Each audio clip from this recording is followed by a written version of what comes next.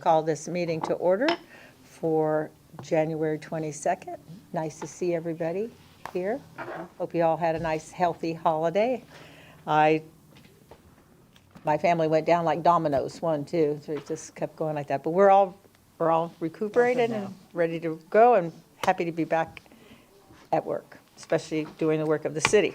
So the first call to order is, I know that you've all read them, the minutes of the workshop, correct? Yeah, so, but we would still like to know if you have any observations, any questions, any changes? Hearing none, I'd entertain a motion to approve. I make a motion, we approve. Thank you. Do I have a second? Second? Thank you. Any questions? Okay, in that case, everyone in favor, say aye. Aye. Any opposed? Thank you. All right, the minutes are approved. The next is the really fun job for somebody like the office, the chairman, is to do election of officers. Go ahead, please, Ms. Barlow, take care of that for me. All right, in your rules of procedure, it states that annually you must elect a chair and a vice chair. So we shall do that now. If there are any nominations, please nominate. We do not need a second. Do we have any nominations for chair? Right. Nominating you. Can you do it again? I would be happy to do it again. Thank you. We Okay, nominate. all in favor of nominating Sherry Donahue for chair, please say aye. Aye. I'll say aye. Yes. Any opposed? Nobody's opposed? Thank you Motion for your passes. vote of confidence. Who had the motion? Was that Letha? That was me. Okay, we will move on to nominations for vice chair. Do we have any nominations? Well, Letha, you've been doing a great job. Would you like to keep the job? I can do that. I nominate Letha for the job. Okay, and Letha, you accept? Okay, all those in favor? Aye. Aye. Any opposed? Don't say anything. Okay. Motion carries. Thank you. All right then. Okay, and we'll retain our same pay grade. Everyone know that, right? Yeah. 0, all right. So we do have quite a few things for discussion. First, we're going to introduce and welcome our 2 new members. First one is sitting here on the dais with us, Juan Carlos. So glad you could be here. Thank you. Thrilled to be here. And so what prompted you to want to belong to this So particular? I've been living here since 2016, and I come from some communities where historic preservation has always been important. Miami Beach, San Juan, Old San Juan, New York City, and Buenos Aires. I've lived in these places where preservation and the fight for it is quite important to save the legacy and the architecture of these places. And when I moved here, I saw that there was a treasure of different architectural styles in our city. And it's been now 8 years since I've been living here full time. But last year, certain things that I saw happening with some properties prompted me to say, if I want to see change, I have to get involved and not just sit back. I have to come to the meetings, and I actually have to be a part of the process and at least try. And so that led me to then apply. And I'm very excited that I'm here, and hopefully that we can accomplish some excellent things this year, the year of the centennial. So, Nice to hear all that. Thank you. Well, thank welcome. you. And then we have Janine. Janine, want to come to the podium and tell us a little bit about yourself as our second alternate? I moved to Tampa in 1987, and I raised my family here, and I taught at USF for 25 years. And then I retired, and I was gone for 11 years, but I came back last year, and I think this is my final resting place. My background is anthropology. I've always been interested in historical things. And I really love Temple Terrace. Everybody in my family said, "Yeah, you must really love that little city because you went back." And so glad to be here. and I want to give back to the community. Well, we're happy to have you here. Thank you. We agree with you. We love our city. It's great. So I do have a question. Have the new members been afforded the same training that the rest of us had about the sunshine and all those things, or? have- No, I think we'll have to schedule a little I- orientation. I received all the documents pertaining to sunshine laws. Okay, And I also, from Mr. Hurlis, I received some other documents, and okay. this information I have. So So- you have this? That book, no. Okay, we need to make sure that you have this, and Okay. you as well, Janine. Okay, all right. Yeah, there are some rules about being the alternate and as well as being a member, that if you are not at a meeting and then a vote comes up and you haven't been there, you really can't vote. So we really want y'all, thank you for being here, and we'd love to have you attend every meeting, because that way, if you're called upon to fill in, you'll be ready, okay? So whatever it needs, whatever we need to do to get both of them up to speed would be wonderful. Because how many meetings did we have just learning what we could and could not do? Yeah, 3 at least. so, let's see. And before we get into it, I think we have actually, I don't see it on the agenda, but we actually look like we have a member of the public. Would you like to talk? You're here. And of course, we have our liaison, our own Mayor Ross is here too. We always give him the floor if he'd like it. But do you have anything you want to add or say, or nothing? Okay, No, not really. all right, that's Good to be okay. here. Well, just, Thanks for the invite, and, yeah, I actually haven't been to one of these besides when I spoke one time, so. okay, well, excited to listen. well, and you were one of our presenters at the workshop, so, you know. Would you mind putting your name on the record? Oh, I'm sorry. Sure. Yeah, please. Yeah, Danny Moody. Thank you. Mayor Ross, have anything to say? Good evening, board members, and welcome to the new board members. Thank you for your volunteerism, your willingness to serve. I don't have anything for you tonight, but I am here to say hello, and I'm certainly available to you if you have any questions that I can answer, if they're easy. I'm happy to share with you anything that might be on your mind, so if you thank think you. of something, I'm happy to respond as best I can. Very good. So, Thank you. We thank know you. you're always Happy at the New Year. ready. Okay, so we'll move on to item B, which is Corey Collins, who's here to tell us about, guess what she's here to talk about? She has a new uniform. Yes, Centennial, yes. Centennial. Hi. Very I exciting. know everybody up here, so I didn't realize I knew all of you on this committee. Basically, Centennial, everybody knows, this is the Centennial. What we wanted to do is make sure that we invite all of you on this committee to be involved with the Centennial celebration. Marissa's been working very, very hard on the timeline, and that timeline will be going up at the rec center as a wall wrap. So they are finalizing that, and do they see that at all, or is that, no? Yeah. Okay. So that's going through the final review. It's very big and very detailed, and it's very awesome that she's been able to do that. And we'll also have a mobile one that will travel around at the different events throughout the year. Parks and Recreation is putting on basically an event every month, and obviously we tie the Centennial into it. Other groups, other clubs are doing events that are also tied to it. We're starting to get applications in for requests to use and to promote the Centennial.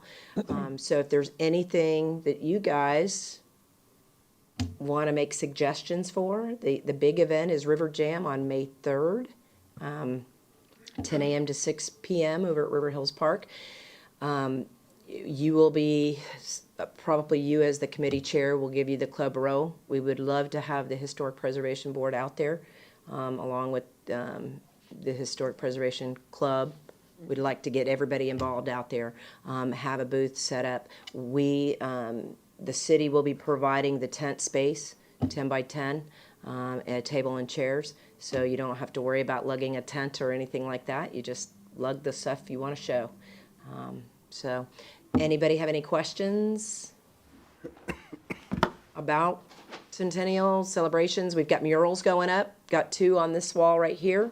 2 big ones, one at Lightfoot, one at the Family Complex, and one at the fire station.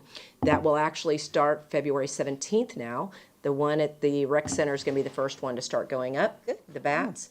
And then yep, just got that today. So, and then after that, it will be Amina Khan over at the community wall. So keep your eyes open for that one. That's a really, really neat wall. You can sign up and participate and throw a brush on that wall as well. So that'll be good. So that's something that we probably should consider, how we could play a role, because we're so new that there are people who still don't understand who and what we are. So never hurts. The problem is just getting enough people to man it all day. I don't think you want to do that all day, do you, Miss Barlow? Yeah. She's going to be out there partying. Yeah. And it's an alcohol-free event. Oh, she just said, Oh, no, who needs alcohol? Yeah. thank you very much. All right. Thank you. Okay, now I'll get down to our CLG. How are we doing? So I would like to review for our newest member what we have done so far. So we went through the whole process to get ready to submit an application to become a certified local government. We adopted the ordinance, we created the board, got the application ready, submitted all the correct paperwork. It went through the Department of State Historic Preservation Office. They pretty much gave it a green light. As soon as they got it, it was like, this is great. They passed it on to the National Park Service, because the National Park Service is the one who actually makes the government a certified local government. They have the last say, the final say. So we waited a while. A couple of months went by in the summertime and didn't hear anything from the National Park Service. So we were kind of wondering what was going on. So I called my liaison at the State Historic Preservation Office, and he followed up and said he would try and find out something. Well, it wasn't long after that that we got notice that there was a problem with the ordinance. And actually, there were several things that they pointed out that we had to do, but that was all easily done, no problems. The section in the ordinance that they said was problematic is the one that talks about a historic district. Now, to give you a little background, this becoming a certified local government, the city has been trying to do this for years. I mean, going back to the 1970s. The one thing that was always a stumbling block was the fact that everybody wanted to keep this voluntary. We didn't want to push this on anyone. It has to be a voluntary program. We promised the citizens, we assured the citizens that we would, make sure it was voluntary. It was only if you wanted to come in, then that would be great. We established the framework. Eventually, we would have, properties that wanted the protection.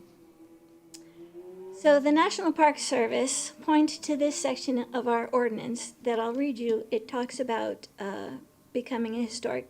proposing a historic district. It says, the consent of all property owners of each property proposed for designation hereunder shall be required prior to any action by the board on a nomination for historic property designation, and the written consent of all property owners within a proposed historic district shall be required prior to any action by the board.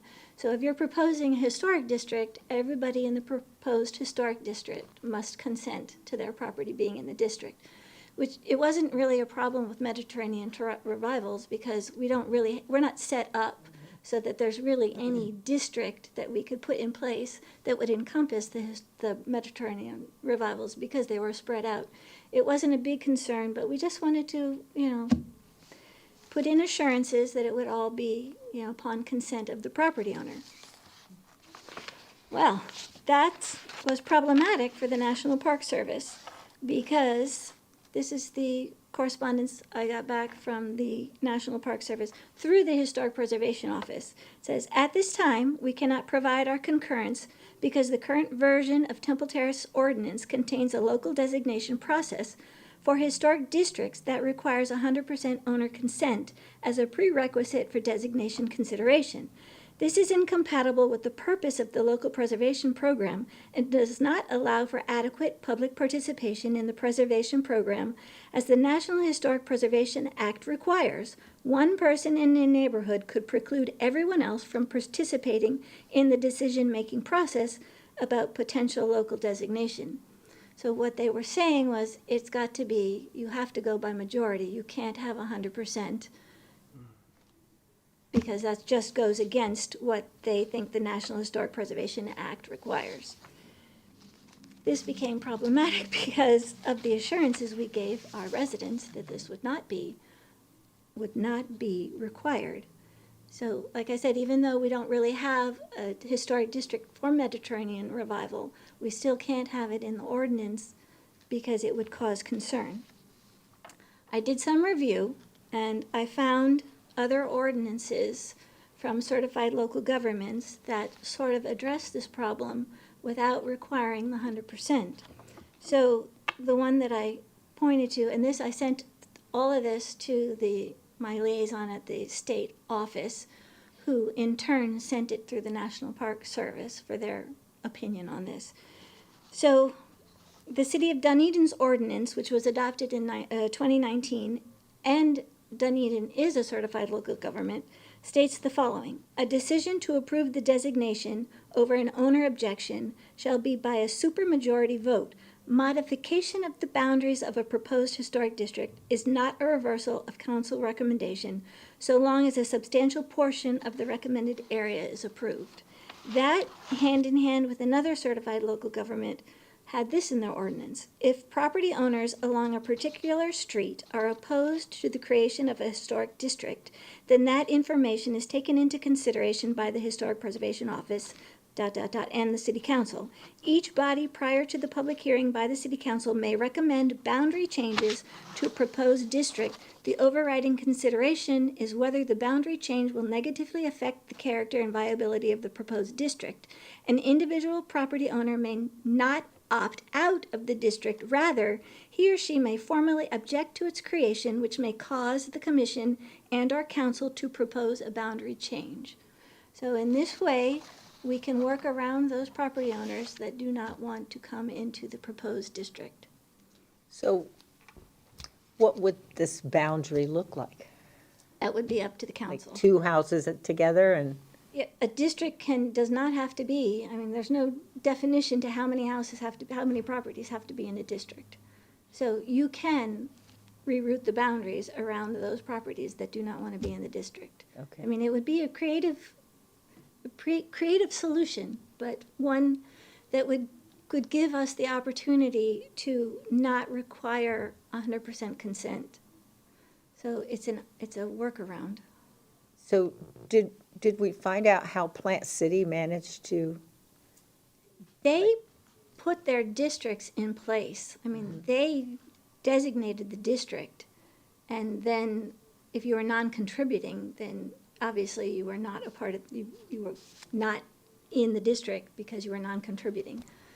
But, I mean, and really, that was from the 1990s. So, as people evolve and rules evolve, it's now to the point where that's what they require. That's what the National Park Service requires, so that's what we're stuck with.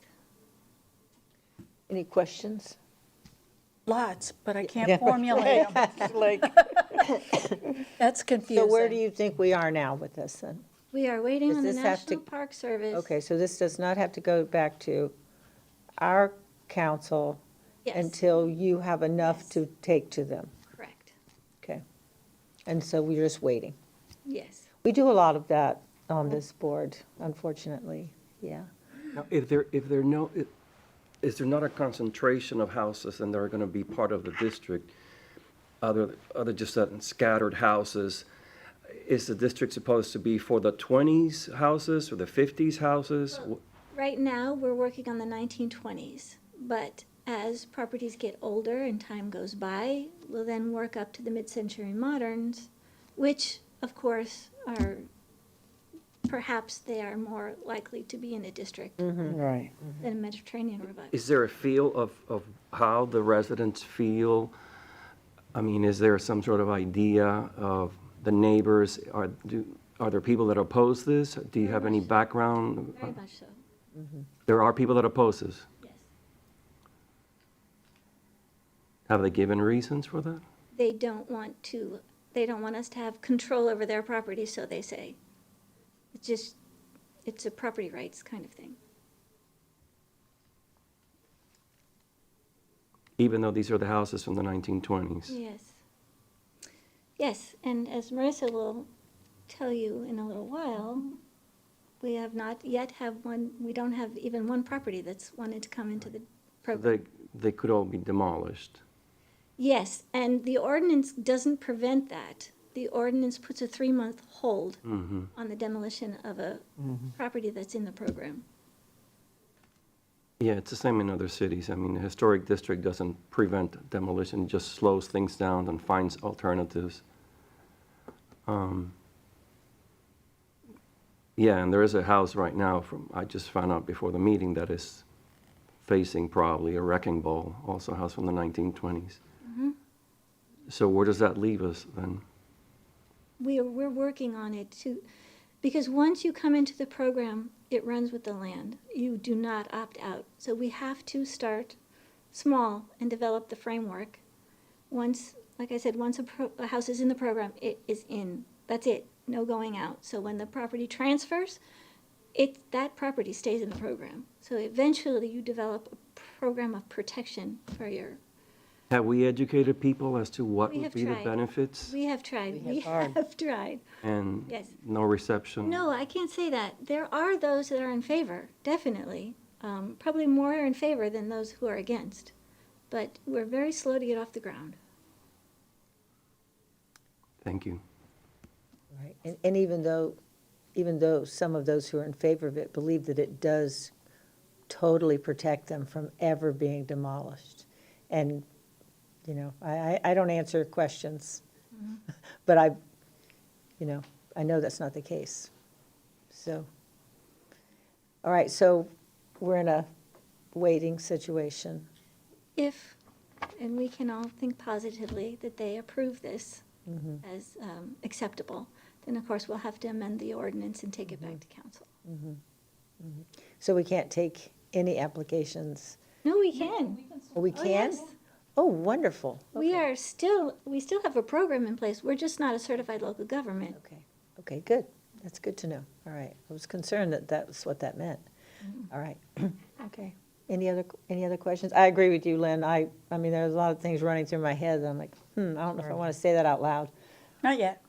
Madam Chairperson, could we maybe, when we celebrate the day of the celebrations of the centennial, if we participate and have some table or whatever, have some sort of flyers or information on what a historic Oh, absolutely. district is, and maybe, promote it, market it, and see if that persuades some people, Perhaps they have an erroneous impression of what it is, or what they will be getting into, and make them see the value of this. We did considerable, when we were working towards this ordinance, we did considerable public outreach. We had several public meetings. We sent invitations to all the owners of the 1920s properties. Mm-hmm. We put it on social media. We had videos made. We had flyers set up around town. We had flyers at events, outlining what the program was. We really did do extensive outreach. But as you suggest, there's no reason to stop. We should just keep going. Do you find that it made a difference? I do. It's Thank you. just small steps. Thank you. Okay. Do you have anything to add, Marissa?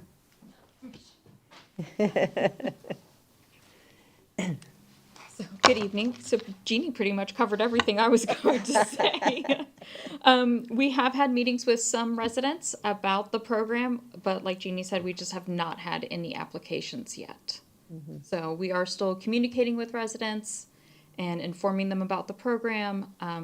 We're just waiting on that first application. We knew this process was going to take a little bit of time to get off the ground, but again, we're just waiting on that first application.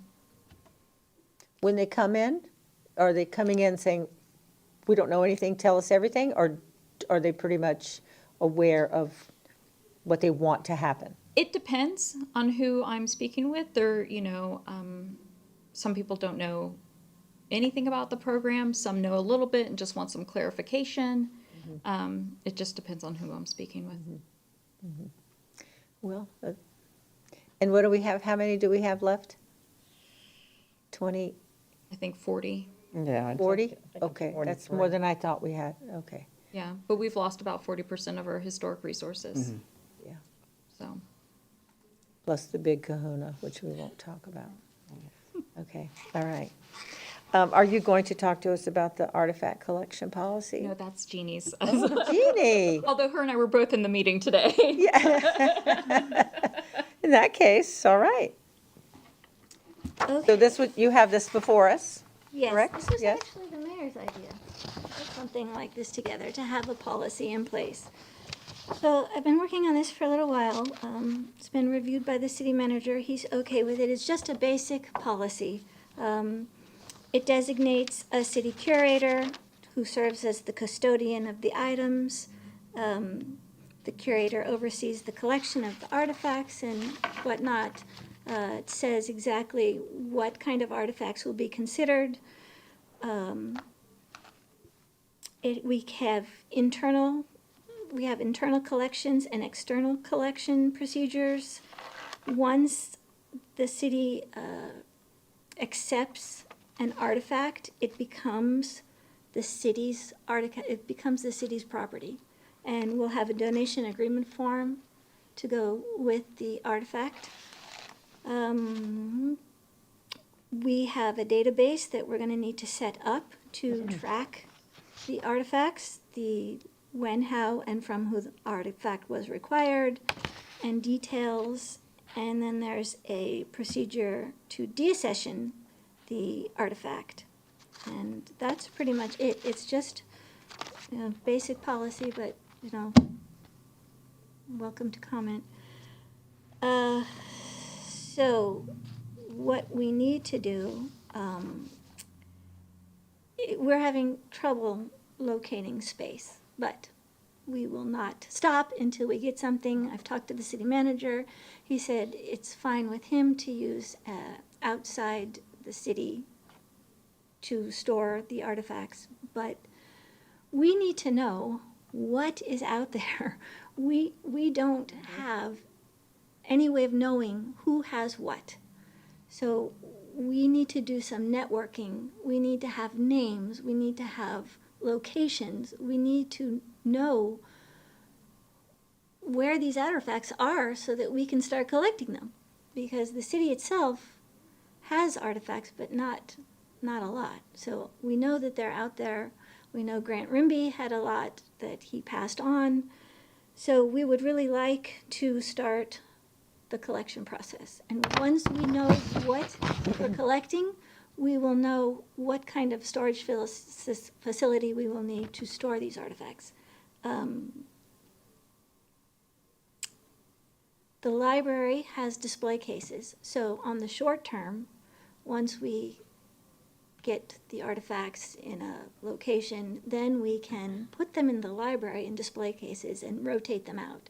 That's on the short term. On the long term, we would like to eventually find a place, a room that in a city building that we can use to have some place where the public can access, and that we can actually have a museum of sorts, which would be pretty cool considering, this is 100 years now, and we should start thinking about preserving, whatever artifacts we can going forward.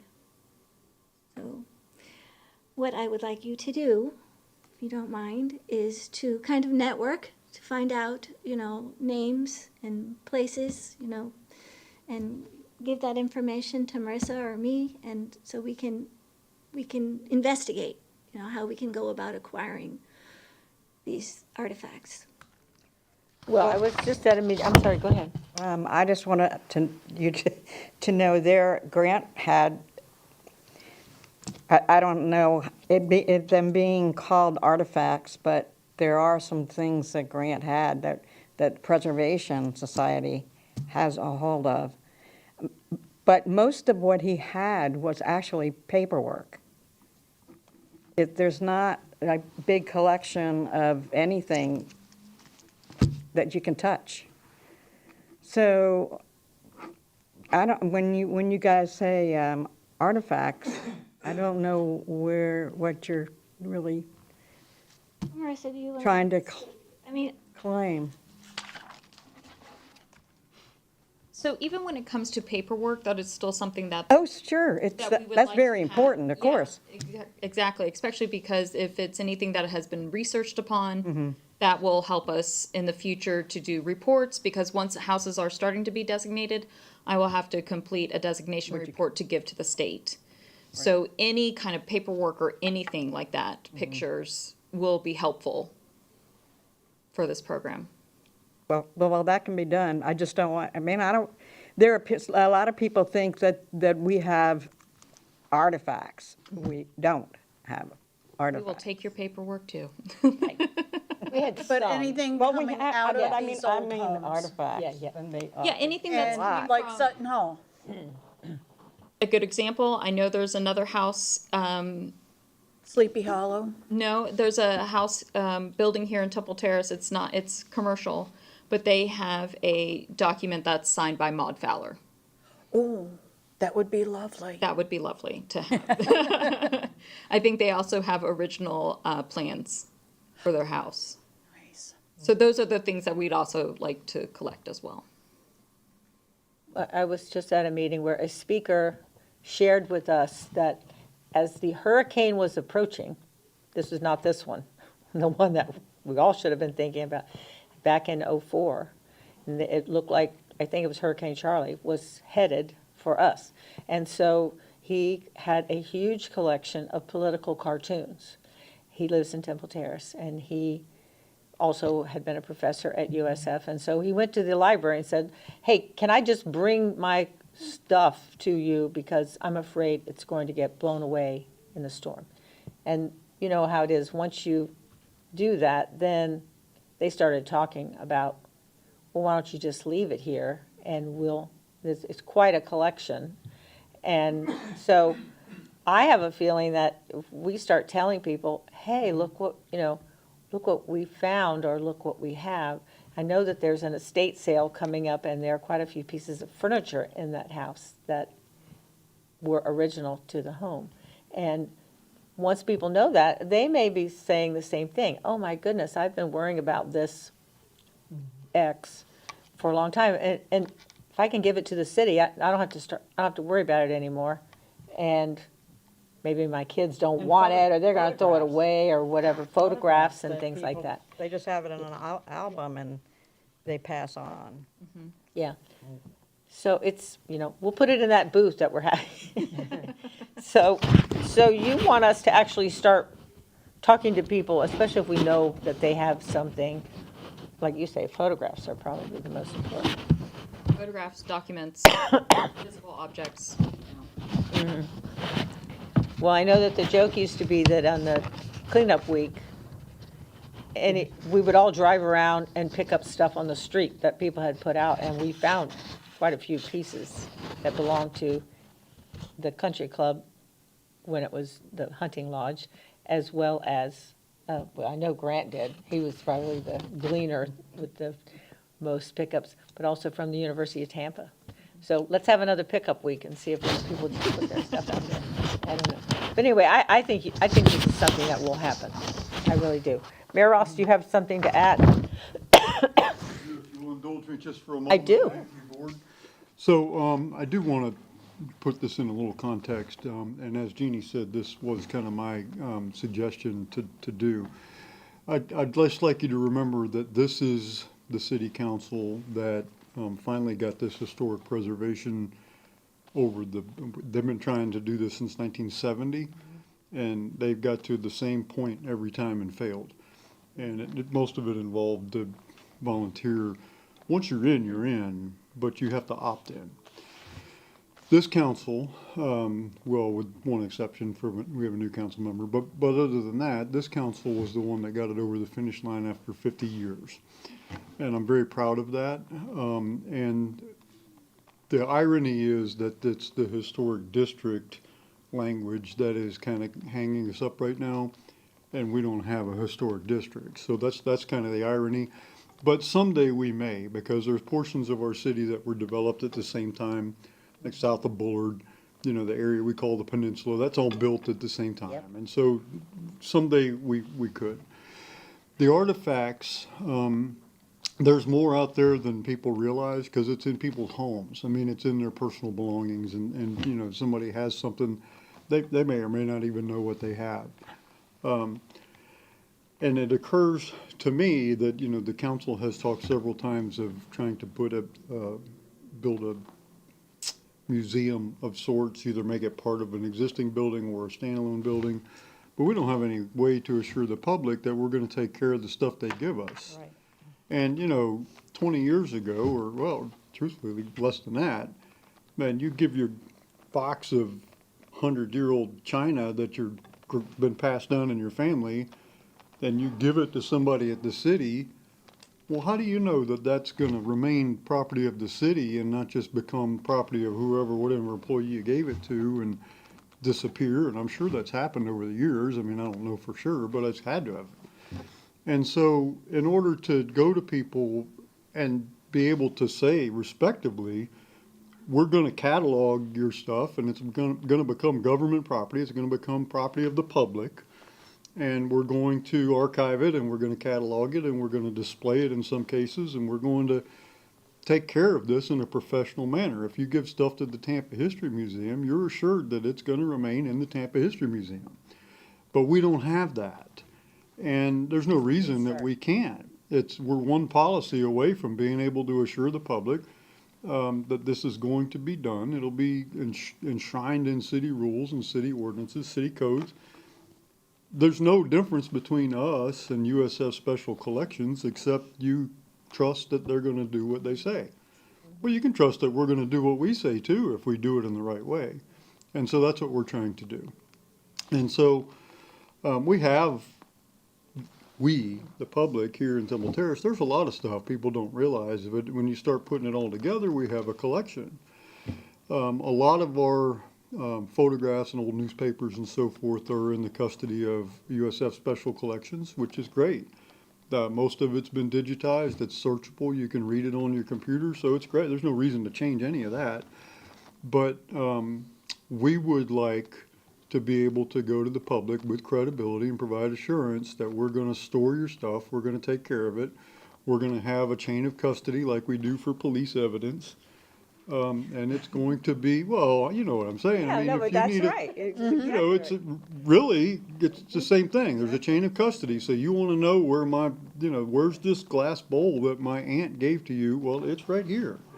And you can see it if you care to see it. It's public property. So, that's what we're trying to do here. And so, the space issue. Where are you? How far along are you? Oh, we're pretty good. I mean, I haven't read the draft. I just got it when you got it. And, you know, I'm sure we'll talk about it. And the city manager and I have been talking for some time about space in this building, and we'll figure this out. We do have space coming up here and there. So we will figure this out. It doesn't necessarily have to be in this building. It could be anywhere secure, really. Questions have been asked in this process, you know, would people still be able to access it if they're still working? You know, I'd be willing to donate this box of photographs, but I'm still like to be able to come and look at them too. I'm sure we could figure something out. I mean, there's gonna have to be some oversight. I mean, we're not gonna just, yeah, here's the room, you know, now you got access to everybody's box of photographs, right? But we'll have to maintain some controls in order to have credibility that your stuff is safe. But yeah, I mean, the short answer to that is yes. The idea is to make it available to the public, not to restrict it. So we would encourage people to, and also know there's people that, truthfully, I don't want to betray any confidence here, but I know there are people whose family would love them to give some stuff away because they don't want to, they're like, oh my gosh, I wish they'd give it away. And this is a place to give it where there's some credibility. That's so. May motivate people. Yeah, and I'd love to get to the point where we have so much stuff, it's like, okay, we need to display it. We're gonna have to build a wing on a building, we're gonna have to build, I mean, that'd be a great problem to have. And I know Councilmember Fernandez has brought the historic museum idea up several times. I think Councilmember Chambers has brought it up a few times. I mean, it's come up. It's just that the timing, you have to have stuff before you build a museum. You don't build a museum and then wish you had stuff. Right? It's kind of, you don't build a road to nowhere. You have to have a reason to build the road, right? And so, anyway, I don't want to belabor your meeting, but I did want to give you some context. Your city council is very preservation-minded. I hope you know that. This is the council that established the Centennial Committee. It's the council that, well, you were on it when we established the Centennial Committee. We got the historic preservation over the finish line, and we're gonna solve this problem with the districts. Don't let that bother you. We're gonna fix that. We'll figure it out. If I gotta go to Washington, we'll figure this out. And, we'll get through it. I have confidence in that. So don't let that don't take your eye off the ball. What you're doing is right on the mark. We will get properties involved. The first one's always gonna be the challenge. Somebody's gotta blink, right? And once that person does, then somebody else will fall in. Once they realize, hey, they went into the program and they just redid their kitchen and they didn't have any problem at all. And so, it'll happen. And so, thank you. And thank you for all the work that you do in addition to your regular duties. This is, believe it or not what they normally do. They have other jobs too. And so, thank you. So I'm hearing what you're saying. This is on its road to being official policy? Okay. So you're turning us loose to talk to people about this? Absolutely. Okay. All right, we've all been given our marching orders here. I'm thinking of people right now who I know. Thank you very much. Thank you. All that was really interesting. So, review of the program to date? I think we've done that. I know, just want to make sure. Okay. Possible agenda items and a next meeting. What do you recommend? And do you have any items that you would like for them to bring to us or research to us? Go ahead, Juan Carlos. So I don't know if it's something for the next agenda, or I'll mention it here. But I did have a question before for Ms. Robinson, and that is on architectural salvage, for example. Would that be considered part of the items to be collected? Which, by the way, I think what the mayor and the city council have done is terrific at, and you guys also, at developing a collection policy, because without that, preservation just stays in theory and not in concrete terms. So it is fantastic that we're getting that, and a place where these things can be exhibited. But in case, for example, these houses that cannot be protected are torn down, or they're big elements, architectural elements that could be taken before demolition, and Sutton Hall, again, as Councilmember Lynn and the chairperson have mentioned, is what I want to get at in a moment. Is that included in your plans, architectural salvage, or we're just at the stage where it's small things because we don't have the room? I think right now, as far as the museum policy goes, I think we're more on the small things, again, just because of space. There is provisions in the historic preservation ordinance that if they apply for demolition, that part of the 3-month hold is to do architectural salvage. But again, they would have to be designated before we could pursue the salvage. See, because what happens sometimes is the buildings get demolished, and then people that do that for a living, that have shops, go and they pick the stuff, either they buy it or they take it from the debris, and then they sell it. And then we would be losing out on this. So I'm just wondering if there's any way, and I don't know if Mr. Moody here, who's a contractor and preservationist, has any ideas on that, but we would seem to be at a disadvantage. Right, so I think with houses now, or any building now, like if there were stained glass windows, we would be able to house that. But if if a building was being demolished and we wanted to collect all the hardwood floors and pull them out, that's something that we probably wouldn't have space for. We could figure it out. Okay. These would need to be things that could be on display. Yeah. Right, but, Practically. well, certainly worth a shot. But that does bring up an interesting point. My brother lives in a neighborhood in Washington DC where the homeowners association established their own historic board, okay? And if you are going to remodel your kitchen or your bathroom or whatever, you let people know, hey, I'm going to have all this green tile that I don't want anymore. And I'm not gonna throw it out, but it's yours for, and I don't know whether it's to buy or give away or whatever, but you basically can't throw it out. You have to offer it to the other 22 homes that are in this group. And my brother was able to salvage all the metal cabinets that you then get powder coated and, the whole thing for his new kitchen, okay? So is that, that's a whole other ballgame That's a here. whole other, yeah. But maybe somebody should start that business, like, Yeah. right now. Yeah. Yeah. Yeah, Yeah, if we had the land space, we might be able to. yeah, yeah. Well, that was one of the problems that they had with the casino, when the casino was taken down from Florida College. I mean, we were in there and we saw things, but they didn't let us specifically take anything, and then never came back and said to us, okay, you can, is there anything here that you want? Or could you use? They just, all of a sudden it was gone. Well, is there anybody we can talk to before Sutton Hall comes down? I'm not opposed to begging. Well, we do a lot of begging. I was gonna say. I don't think anything you're talking about here can't be done.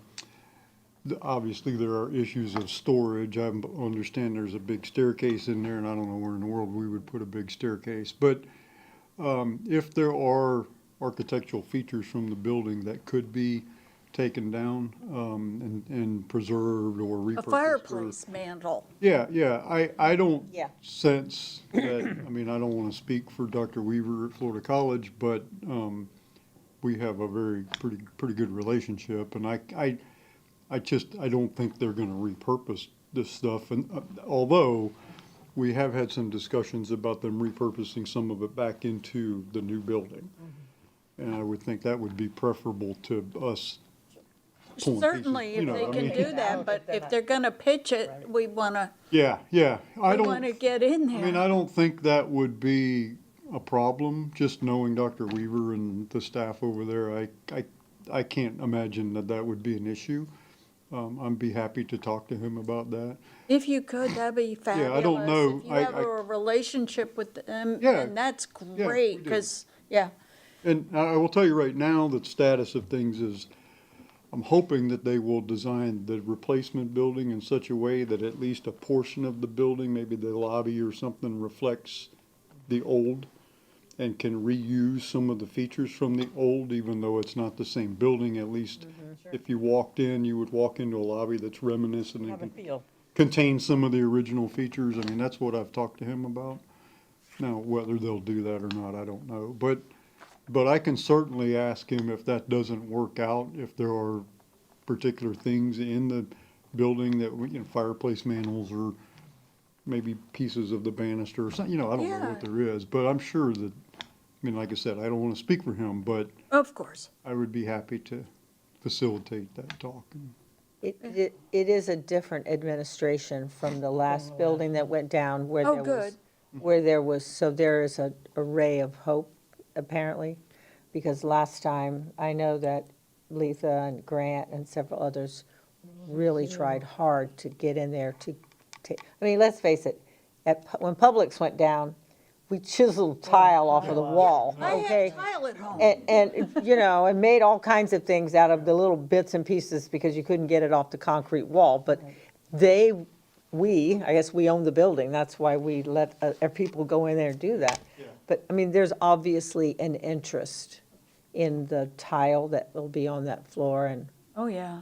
it just, Yeah, Yeah, I mean, I everything. would be happy to talk to him about that. Now, I haven't been in there, and I don't know exactly, if we start showing up and we're gonna dismantle this thing ourselves, and, I don't know that that's gonna fly, but, Right. No, but you've got a contractor in the room. yeah, yeah. But, I mean, they're gonna be concerned about their liability and so, I mean, we're gonna Of have to. course, you want have some- somebody licensed and insured.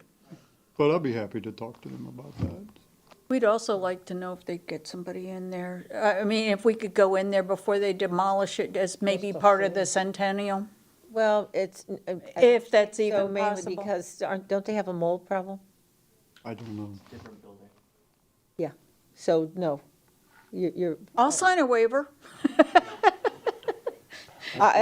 as a member of the Centennial Committee, I'm gonna tell you right now, if somebody else wants to do that, but it won't come under the Centennial. No, okay.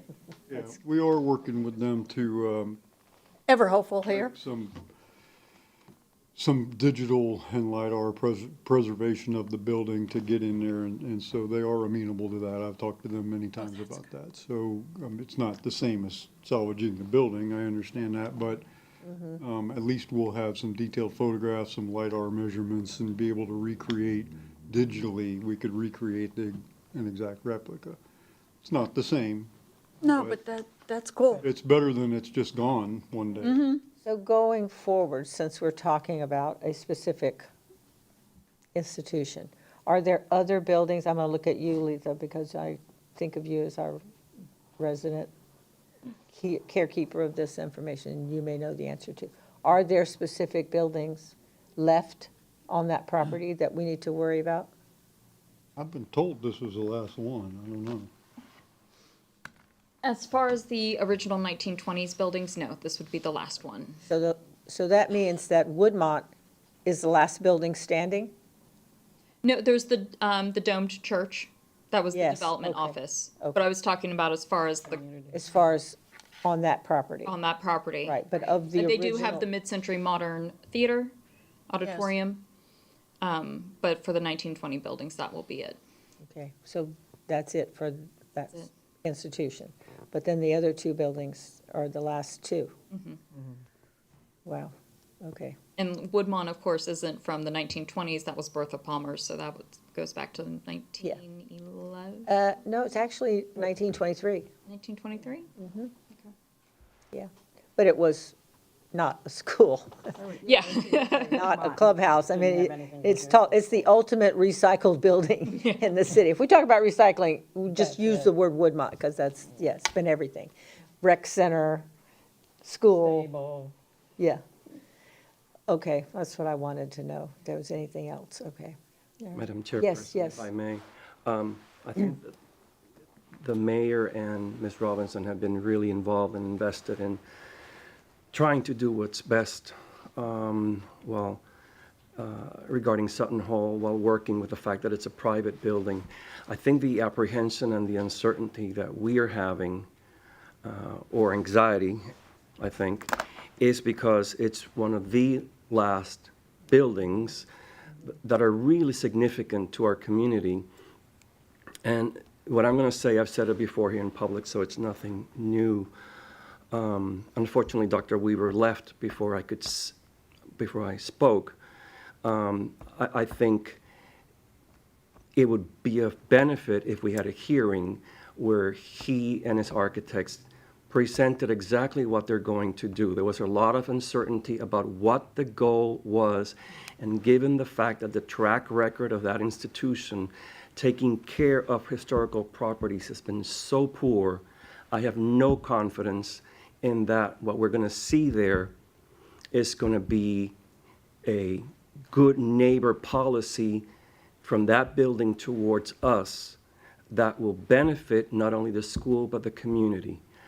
I'm going to plug a few things here, if I may. I started a page called Save Sutton Hall on Facebook, where I'm putting a lot of historical photos and new photos that I've taken, and People can leave comments, so I can pass this so you can see what it is. I don't know if any of these things will do anything, but at this point, unless that board and Dr. Weaver meet with the mayor, with the city council members, with us, and are willing to engage in a conversation about how important this building is for us, I think public opposition will be the last recourse. And I submitted the building to the Florida Trust for Historic Preservation in Tallahassee. They have something called Florida's 11 to Save, and that is the most endangered 11 properties in the state each year. And so I submitted Sutton Hall for 2025. Here you can see the ones for 2024. It only takes a few minutes to fill out a page with the information regarding Sutton Hall and its historic significance. So I invite people to go there and nominate the building. But I think we need to do as much as we can to prevent this from happening. Whether it's a reconstruction, that would be great, but my fear is that we're going to have just an empty lot there. And I don't see so far anything from the school that gives me hope and certainty. So if that's something that we can retake and discuss again in the next meeting, I'll be happy to do that in more detail. Some other minor things that I wanted to point out besides Sutton Hill. I don't know who's in charge, but in our website, the templeterrace.gov website, when we go to the page that says History Overview, and perhaps this is, somebody's going to work at it, but I've been checking this for months and it stayed the same. There's a page that, after you go to History Overview, it says, sorry, the file you have, it's empty. So there's nothing there, no photo. So I don't know if it's a glitch or it's just, Is this on our website? yes. And it happens in this page, and it happens in the history map. When you go to the history map of Temple Terrace, it's absent, it's missing. And so I think for whatever the reason, we should get this going for the centennial. We recently had a redesign of the website, and some things were lost. That could have been the reason, but we'll check on that. Okay. And finally, one more thing, if I may. I reached out to the managing editor of the Tampa Beacon about writing an opinion column on the importance of Sutton Hall, since they had on the front cover, historic hall to be raised by college, pretty much giving it as a fact. I never heard back from the managing editor. So if anybody here has a connection to that paper and can write a column, I think the more that our community knows about this, the better the chance we have of making our case. I appreciate your trying, but I mean, the mayor can tell you, when they presented this to us, they did not present it as we want you, can we do this? It was presented as, we thought you might want to know, this is what we're doing. Mm-hmm. Because we have, other than, you're right, public opinion should sway them, but I even asked if they could delay it until 26, so that it wouldn't go down in the middle of the centennial. And they're like, our hands are tied, we already have a contract. So, and that was just me asking as me, not as anybody in particular. Yes. Is there another meeting planned? Because I thought that at the actual council meeting, there was a date, or there was I there was don't talk know. of I don't believe there's another meeting. some sort of hearing or something I'm like. seeing a no from the mayor, so, Okay. no. Okay. I agree with you. We need to let them know that we're not happy about it, but it's one of those things you just like, it's a done deal. And I had people asking to look at the original title exchange between the city, and even in that, there's nothing in the transfer of the property that says if this happens, it comes back to the city. There's no safety net built in. And that was in what, 1940 something? Yeah, yeah. So, I mean, I don't rarely sound like a defeated person, but I feel defeated by this one. I wonder, and I don't know, maybe Mr. Mueller as our lawyer can comment on this. The idea of maybe a public-private partnership with the school by which we have some say. And perhaps this would go back to, yeah, well, we can do whatever we want with the building. But the issue is they're not isolated in living in a desert. They're part of a community, and they're not just holding on to a closet. They're holding on to one of the foundational buildings of the community. And Iconic. the presentation that I saw here was just, for me, it left a lot to be desired. And I think we, as residents of Temple Terrace, deserve better from that school. Well, as we know, the public does tend to sway when it's the vote of council that we're swaying. But in this case, we're not talking to someone that they have made up their minds. I don't think you should give up, okay? won't. But I'm just saying, we don't have something that says, well, if you don't do this, or if you do this, we're gonna do this, because we have empty guns.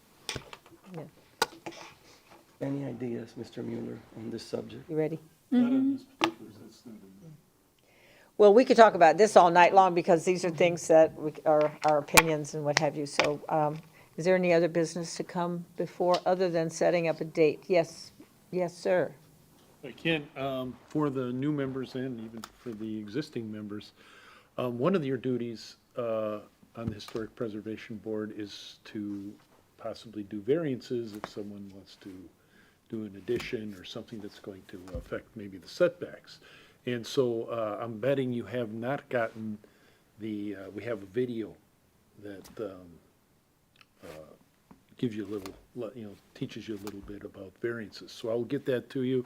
Yeah. And I thought maybe, you guys might want to see it again. The dulcet tones of that narrator is really pleasant. Oh, it was lovely. Yeah. It was lovely. I thought about it no, I'm kidding.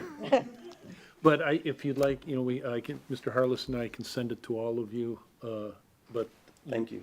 the new members Sure. in particular are probably going to want to, we'll definitely want to see that.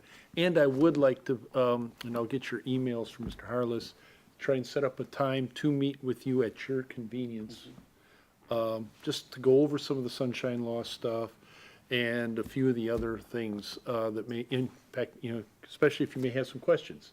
Sunshine law is usually that, public records, new to y'all, so I want to make myself available. Thank you. So it'll be at your convenience, but I'll reach out by email to find out when you're available. Please. Okay, the last thing we need to do before we can adjourn the meeting is decide when the next meeting should be. We typically are going to be called into action when an application comes in. We do not have one before us, as I understand, even in the process at this time. So can I suggest March? Skip February, March. March meeting would allow us time to get ready for the centennial, which is in May.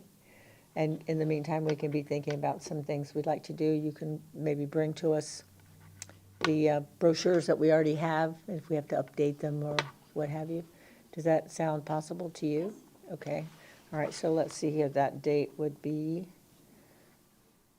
tried not to keep my phone on, but I thought I better put it back on so I could do this.